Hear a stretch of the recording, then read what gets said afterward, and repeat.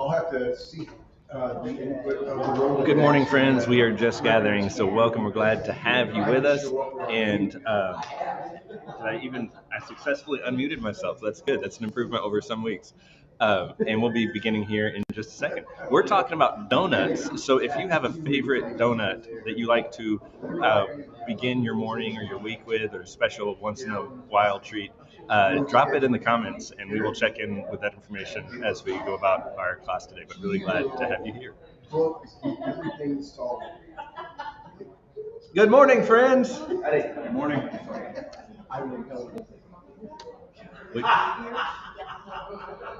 How's everybody doing this morning? Fair to middling. Thumbs up over here. Can still smell the brisket coming off of, or the ribs coming off of the tongues. It's good to have everyone here. We are beginning a new class today. This is the first in our August series called Closer to Christ, where we're going to look at what it means to think about the life of faith as something that we grow in. And we're going to do that mostly through the stories of other people's journeys closer to Christ. We just finished the class on the Eucharist, and there was something I had meant to share with y'all. This is just something that I did not know existed for a long time. It's called the Commentary of the American Prayer Book. So we were talking a lot about like the Eucharist, sort of what is the shape of it. We talked some about the parts, the liturgy of the word, the liturgy of the table. We talked some about how those pieces evolved and are connected. But some people, maybe the engineering minds among us, or just the liturgy nerds, might say that, but where did that one prayer come from? Like, what's the history of that one thing? And that's what this book is for.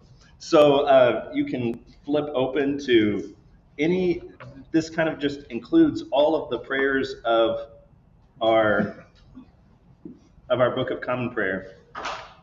And like here, the doxology, praise God from whom all blessings flow, a very familiar part of our liturgy. But you can find a little half page of the history of the doxology going back to the apostolic tradition of Hippolytus, the Eucharistic prayer, so the very earliest practices of the church. It'll tell you where all the things came from, what got changed along the way, and how it ended up in the version that we know it as, that we received. So if you ever just have like a super curious mind about something, feel free to come to my office. This is always there because it's fun and good.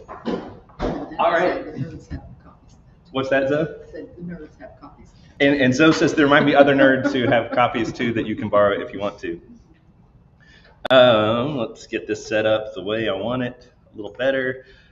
And so our theme is Closer to Christ, and we have as sort of a tradition now, because we've done it 2 times in a row, and we're the Episcopal Church, where the first time you do anything is the first annual, right?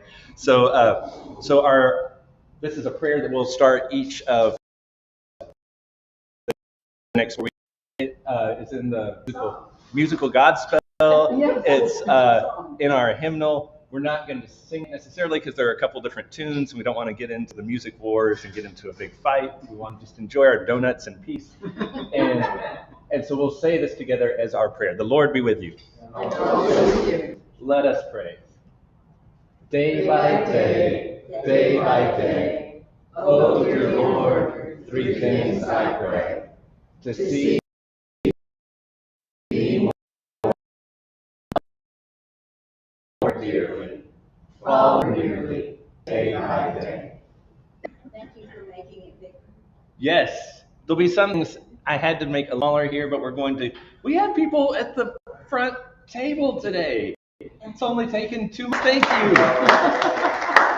So if by chance you find yourself not able to see from the very back part of the room, there's still a couple seats here if you'd like. But we've got some donut comments going online. Blueberry is I wouldn't have thought, but blueberry is always one of those, when you go to it, it never disappoints. It's never too sweet. So that was our opening question for the online crew, like donuts that you like to start your morning with. Sparked by like this donut that I wasn't sure what it was going to be, but it has not been disappointing. It's been good.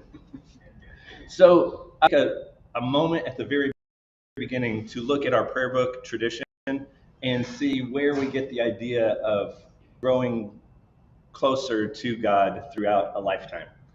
And this prayer, this little short one, comes from, well, I guess it says there, so I can't turn it into a quiz. Prayers of the People, Form 2, which we sometimes use. This is the one where it's a bidding.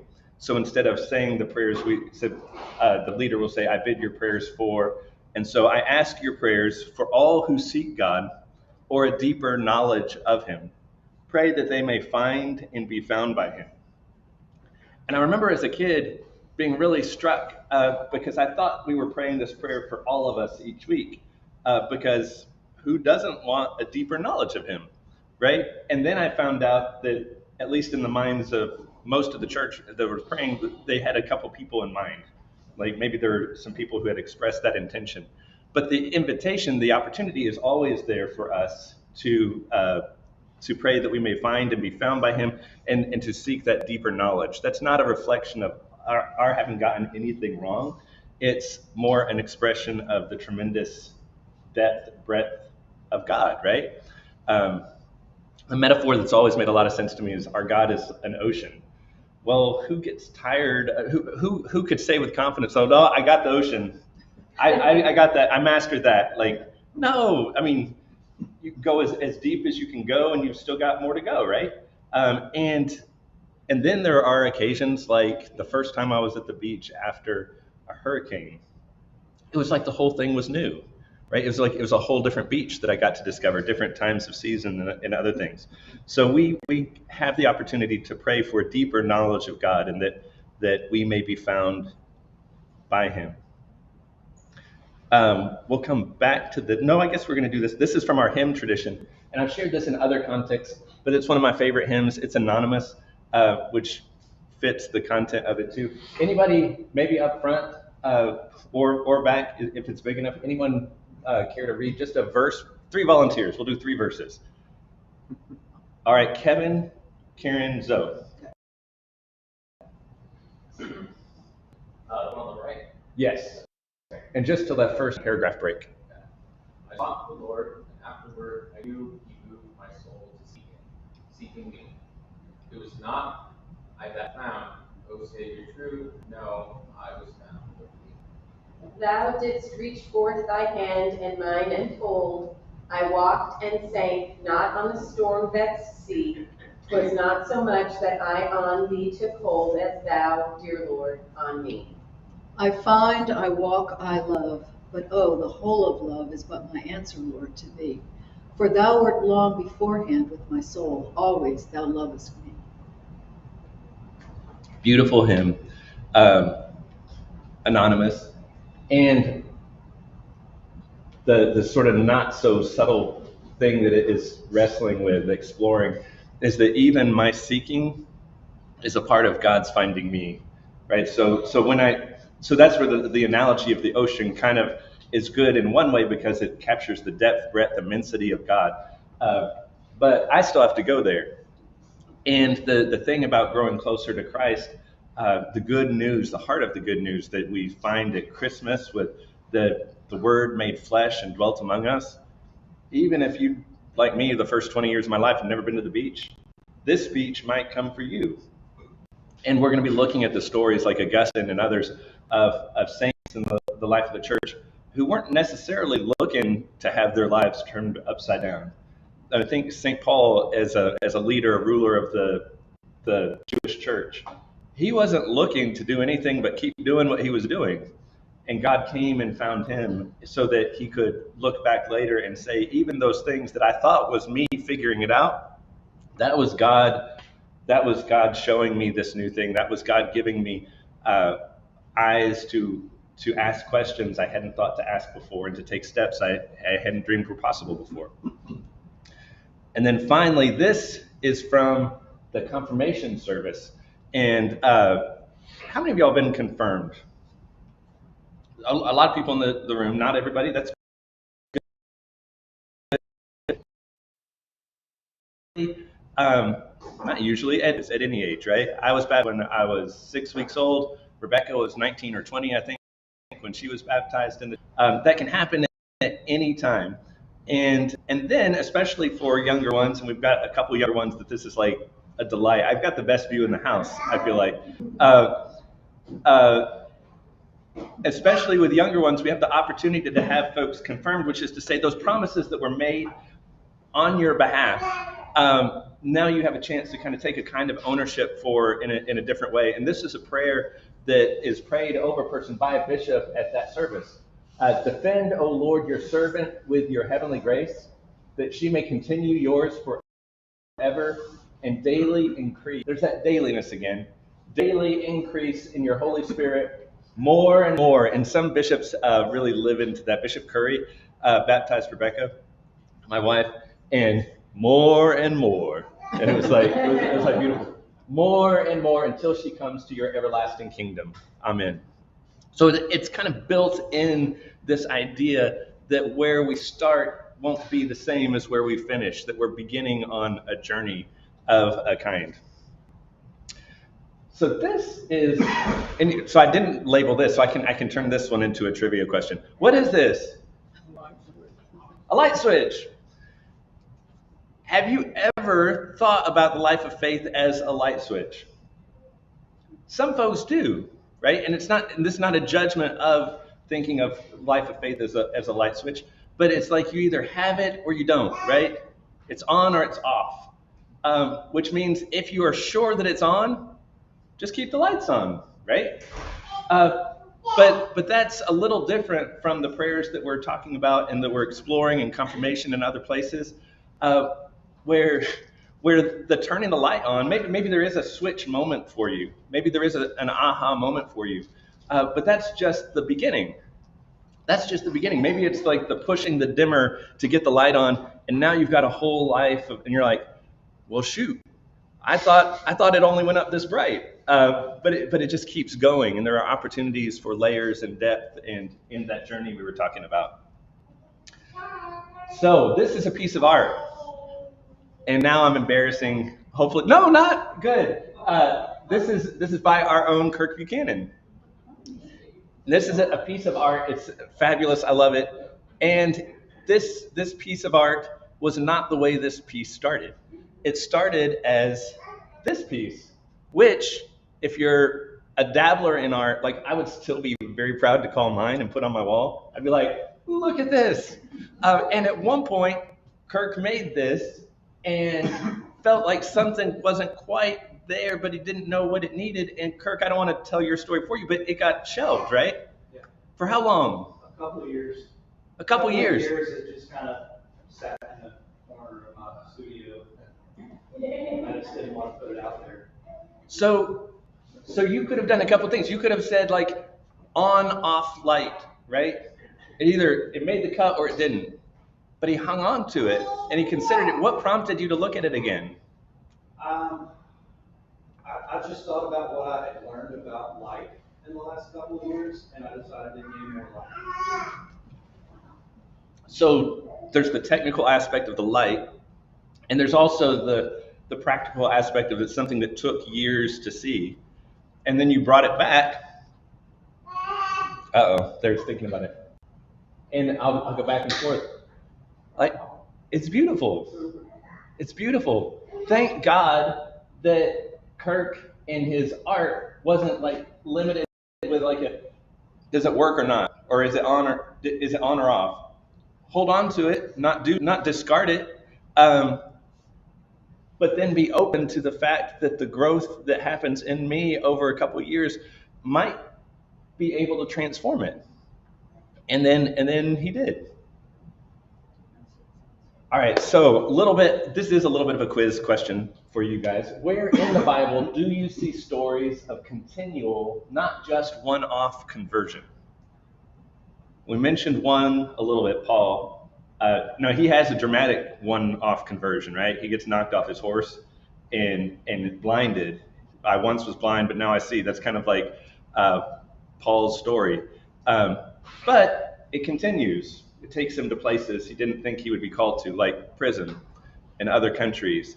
But what other stories in the Bible do you see of someone kind of like thinking they got it or didn't get it, and then being surprised by the daily unfolding. Disciples. Thomas? Thomas. Oh, say something about Thomas. He just, as much as he wanted to believe, and did believe from time to time, when Jesus ascended and came back, unless he saw and put his fingers in the sides, he just had trouble believing. Yes. And then someone could have said, well, you missed it, Thomas, off. But God didn't think that way. God didn't give up on Thomas in that moment. The next week, disciples still gathered. Jesus shows up, and Thomas's story is just beginning. Tradition holds that Thomas ends up being the first Christian missionary to India. Peter. Oh my gosh, Peter. Peter. I want to hear your story. That's what I'm like. Peter's not just like not on off. He's a roller coaster, right? Like, where do we pick him up? He's a dockside punk. I mean, he's a jerk, right? You know, and he kind of almost begrudgingly, you know, saddles up next to Jesus. He's like, "What do you want? I'm doing my thing, and now you're messing my thing up, and now I got to go with you. What's the deal?" And then, you know, he hits these high points. You know, oh yeah, you're the man. You're it. You're awesome. And then all of a sudden he goes left, and Jesus is like, dude. He's like, what? You know, and over again. You know, I mean, it's not even like a one-off. It's like, Peter, come on, hey, right here. You know, so it's Peter.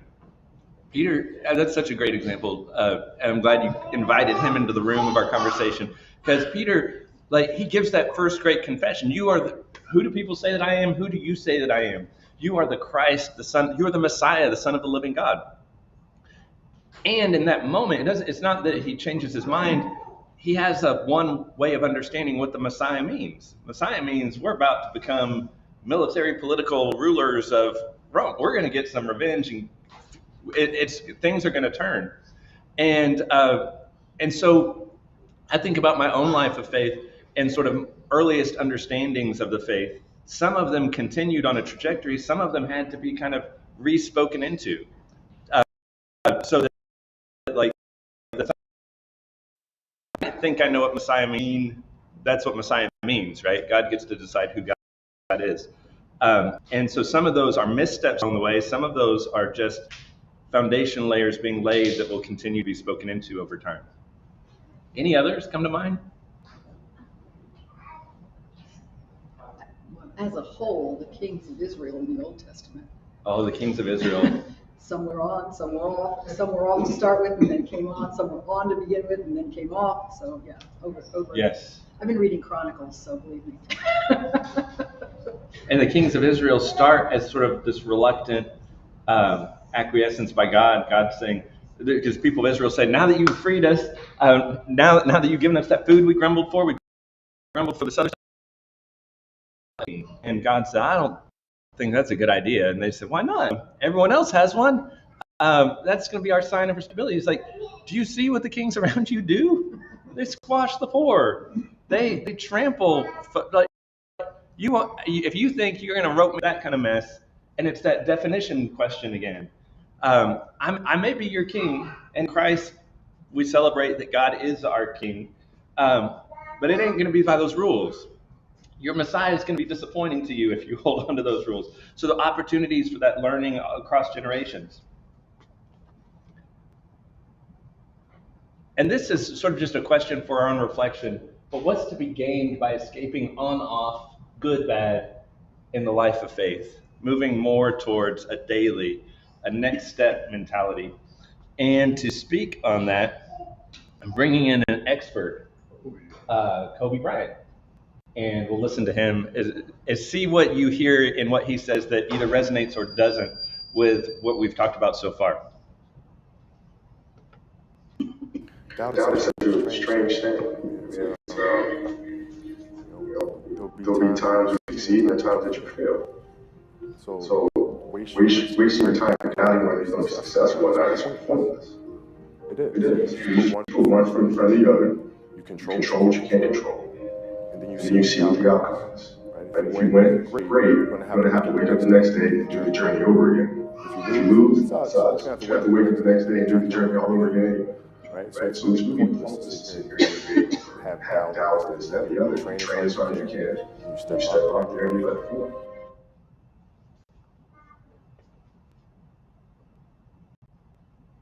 I think of Peter with that. If Peter had gotten hung up on, well, blew it. I mean, thankfully, Peter reminds me of Annie Savoy from Bull Durham movie, Kevin Costner and Susan Sarandon, with her famous quote that I love and think of a lot: "The world is made for people who aren't cursed with self-awareness." So Annie Savoy's character makes me think of Peter, and vice versa. He didn't get hung up. He just kept showing up. He just kept showing up and trusted that the work that needed to happen would happen. And it did. The Catholic Church teaches that Peter was made the head of the church in the particular way that becomes the seat of the Pope, in order for the church to never forget our need of forgiveness. You could have put someone who at least outwardly appears to have it all together in that spot, and that would put a lot of pressure on the church forever and ever and ever. But instead, the church got as our foundation someone who showed up some days and had it all together, showed up some days and denied, showed up other days and saw just a smidge more than what they'd seen before. Strange thing. All right, we've heard that, Kobe. But there is one more thing from Kobe that I wanted to share with you. We rise step by step. It's not one quantum leap, right? So I see too many kids get so discouraged because they're expecting to make this quantum leap, and when that quantum leap doesn't come, it feels like it will never come. Right? But that's not how it works. You do it step by step. One foot in front of the other, day by day, get better every single day. And then when you look back, and you look down and you realize the mountain that you just scaled, right? You can't jump to the bottom of Everest to get to the top of Everest like that. Never happen.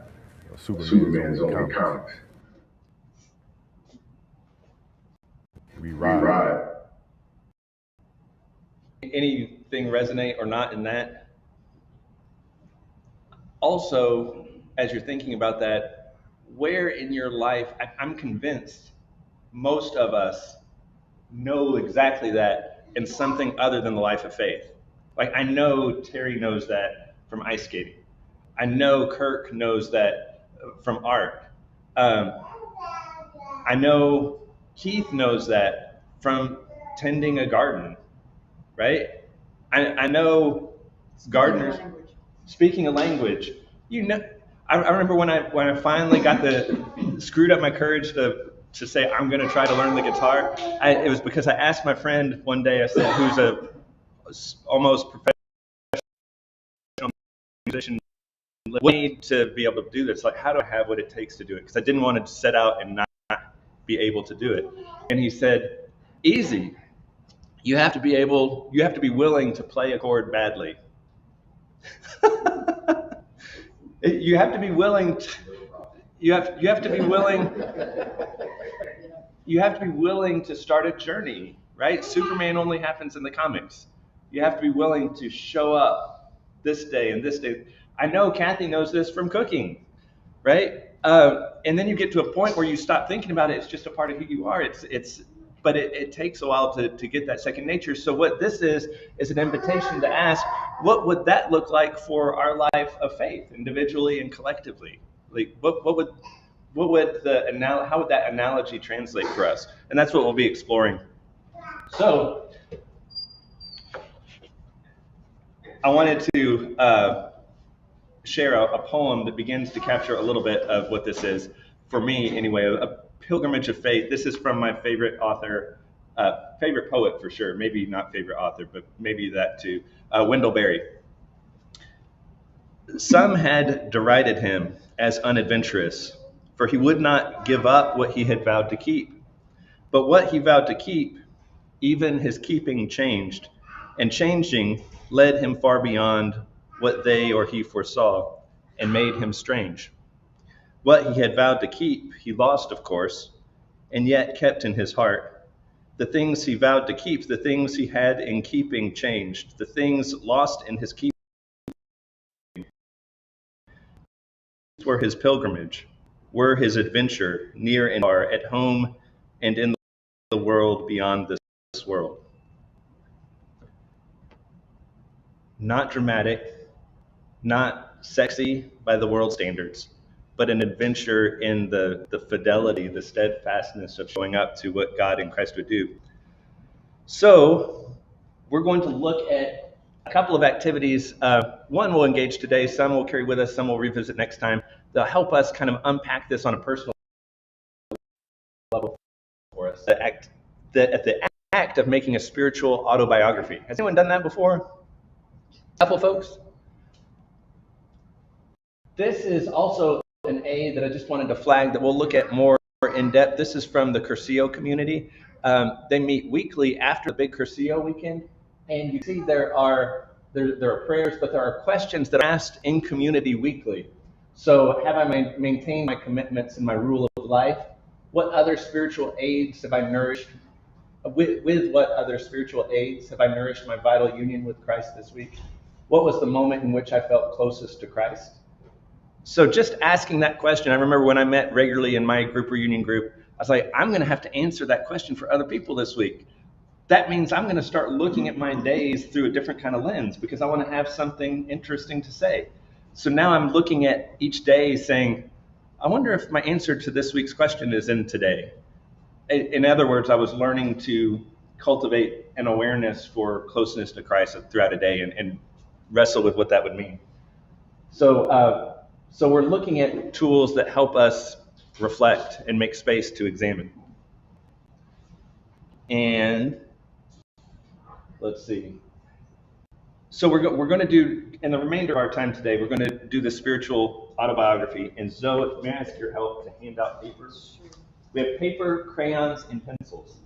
We're not going to do an autobiography in a writing kind of way. We're not going to have like a narrative. This is going to be more of a spiritual roadmap. So I'm a very visual person, so this is like X's and lines, and you're not sharing it with anyone but yourself and whoever you want to share it with.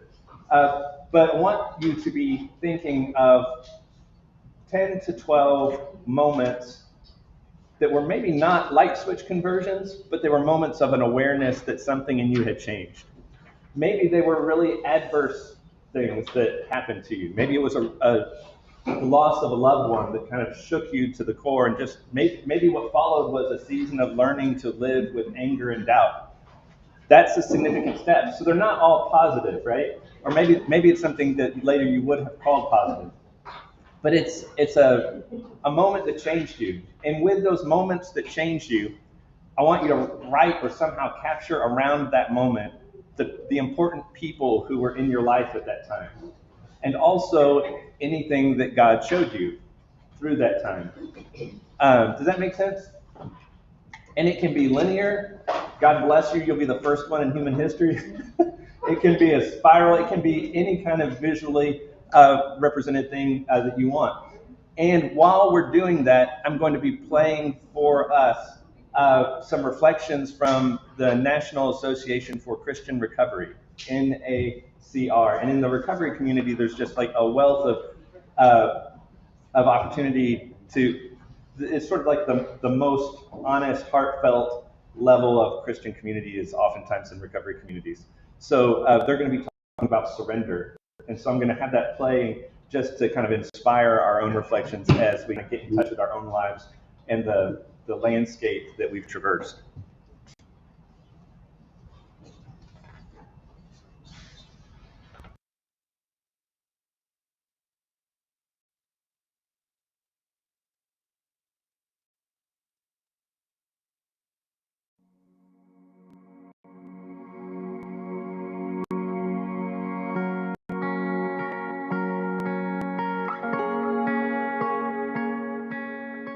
Well, the problem with surrender as a spiritual practice is all the images that come to mind. I mean, primarily, I think people first think of surrender as what you do if you lose, right? It's like you lost, so you have to surrender rather than die.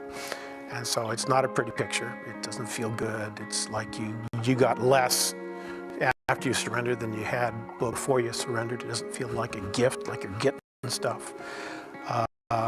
And it can be, it can certainly also be trivialized, you know.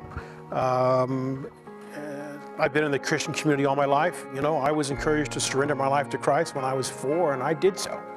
You know, You're in, brother. it's like what I had to surrender and what that meant was I was completely clueless about. I was just making my mom and dad happy. You know? The reality of surrender is much more complicated, and I think it has to do much more with receiving than losing. You know, there are things, there is certainly a terror to surrender. An issue that arises at the points in our lives when we are terrified that this is going to go wrong. It may be that the worst happened. You know, people have found out, or the barrier that I can't break through, or I'm just stuck and sick and tired of being sick and tired, and I can't make this work. And what it is we surrender feels like our best stuff. My competence, my abilities, it feels like I'm surrendering all that. Like I can't do this, and that doesn't feel good. On the other side of it, it looks like, it looks really different. What I've surrendered is my presumptuousness, my delusions of grandeur. It's the worst stuff that I had that needed, not the best stuff. What get through life, but that was really hard to surrender. That I was in charge of my own life. That was really hard to surrender. But that was the worst stuff. It wasn't the best stuff. It was the stuff that was making a mess of my life. When I hear the word surrender, I think about a complete and total emptying out of, you know, the gig's up. I'm done. And I think that's a frightening word sometimes. It's surrender. It's not it's losing. It's not failing. It is an emptying out. Surrender feels like more of a posture than an act, and it feels like a practice more than it feels like an event. And I think sometimes the church sees that as an event.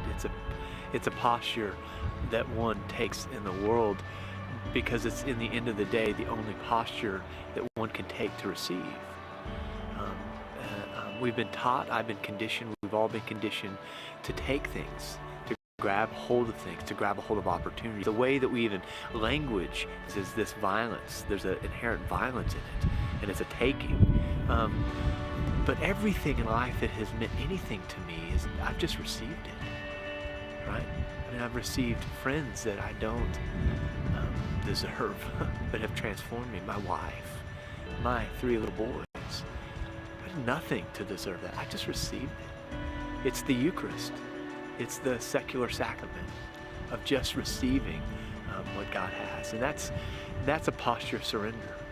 In a lot of our life, it's lining up the ways we've been conditioned in our culture and the ways that we naturally just live, lining those up. And I think the Spirit does that, so that we're receiving breath, we're receiving things in this place, rather than taking and constructing and modeling. And, you know, there's room for that. But the Spirit receives. I would describe surrender as the willingness to look at the dark recesses of ourselves. It's a willingness to be conscious of who we are. It's a willingness just for a little bit to turn the page on the narcissism that I think I involve myself in on a 24/7 kind of basis. So surrender would be willing to look at life differently, look at myself, and perhaps try to look at God. Great theologians throughout the centuries have told us that we can't know God unless we know ourselves. And we can't know ourselves unless we should know God. And this practice, this presence, is the first thing that I have ever come across that helps me know either. I had a prayer life before I discovered a contemplative way, and it didn't make rational sense to me. I felt like I needed to thank God for blessings, or else they might disappear. I felt that I needed to ask God. I was told that it's okay to ask God for things, and I still believe that. But in my rational mind, that seemed more like I was telling God what he was supposed to do. And then what do you do with it if God doesn't take your advice? What do you do if God doesn't save your grandchild? What do you do with that?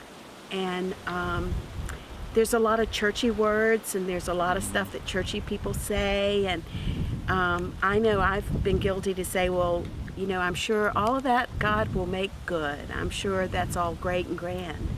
But somehow or another, I figured eventually that God must be sort of fickle or fake, or really, until I discovered the practice of the presence.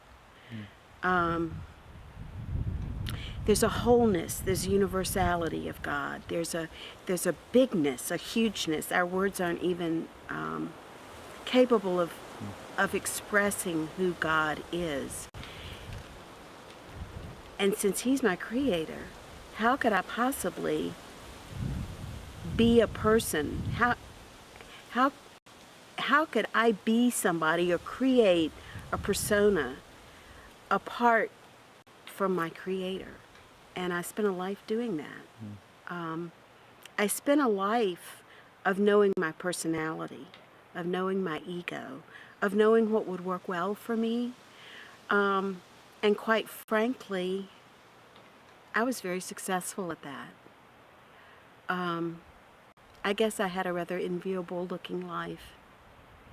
I had convinced myself I was exceedingly happy. I had succeeded in every way that was, from my family of origin, important.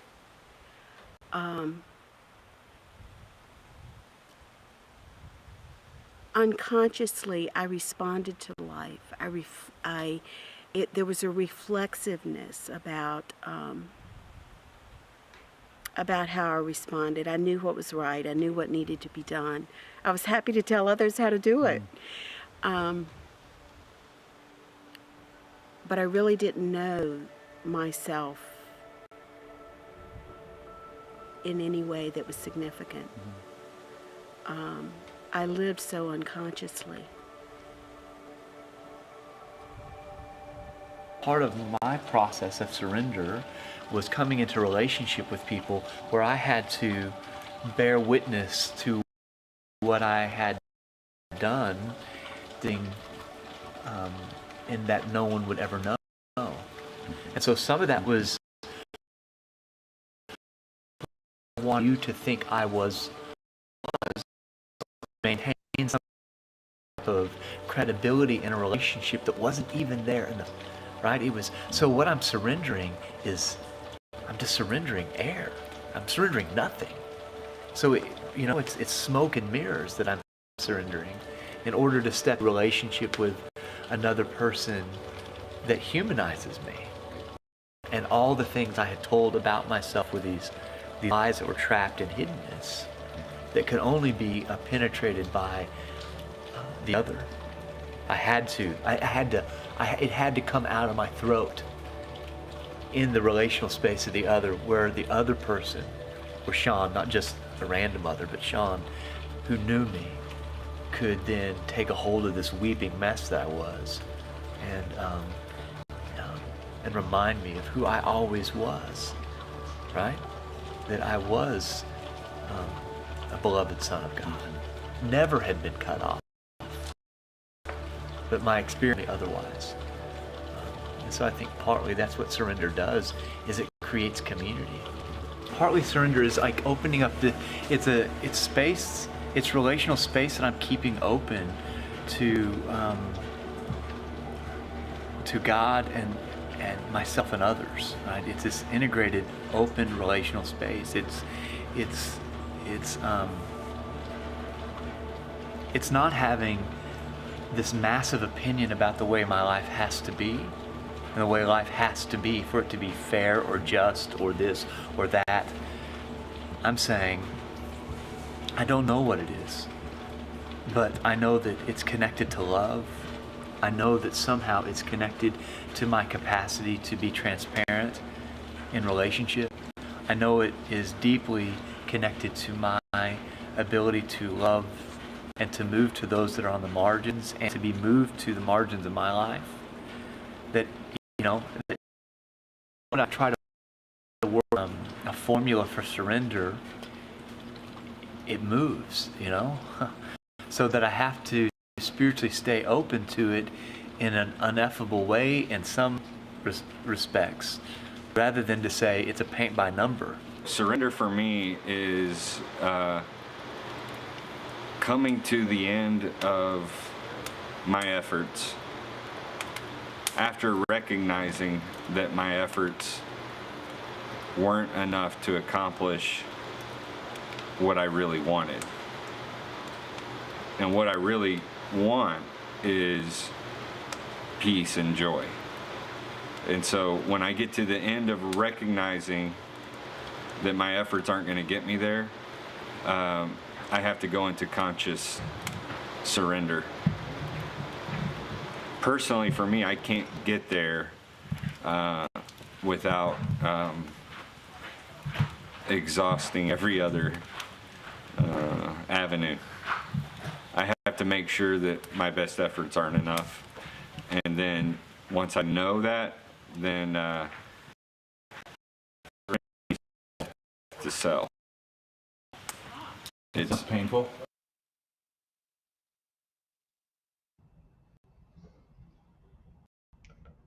We'll come back here for just the last couple minutes. I love the next to last or two ago.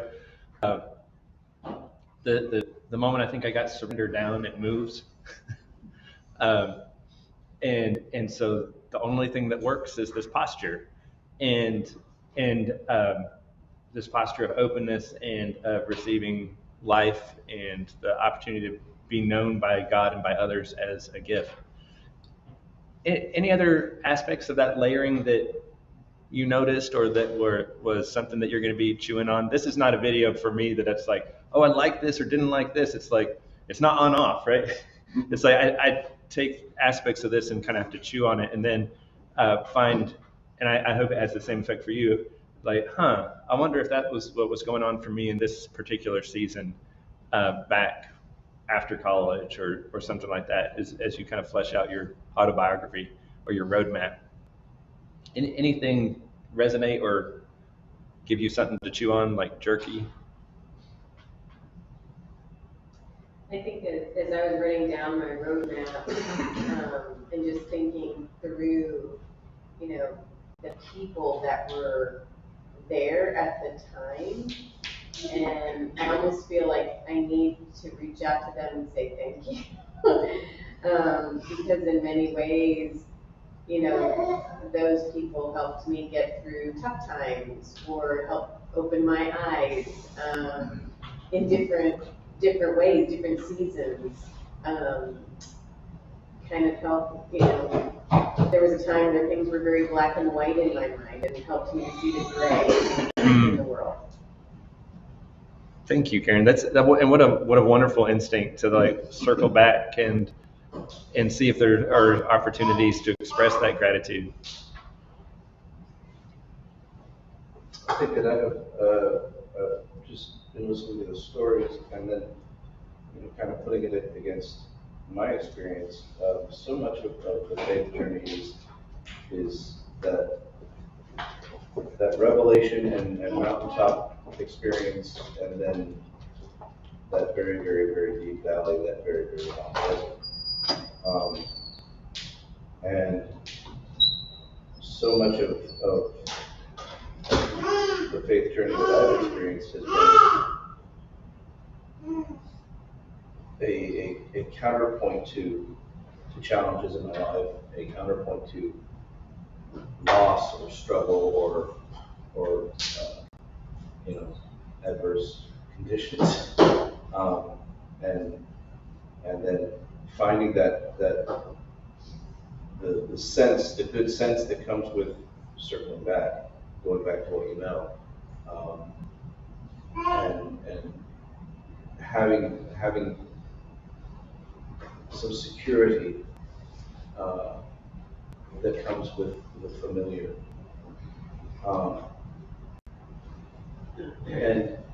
and it's less about the faith tradition, the Episcopal Church or any other denomination or any other faith, than it is, at least to my mind, that the familiar aspect of it is that God's always there.